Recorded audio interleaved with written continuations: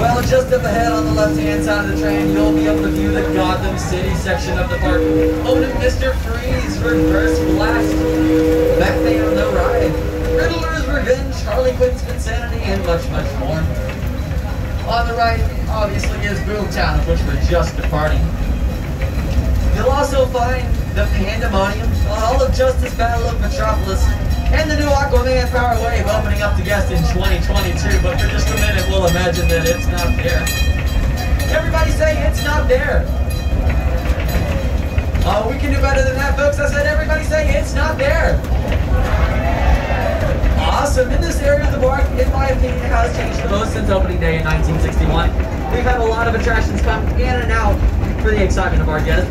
For example, we've had the Happy Motoring Freeway. In fact, there were two of them because it was so popular, kind of like the Lockdown. If you're not too familiar with that attraction, I want you to imagine the Chaparral cars will let you drive yourselves.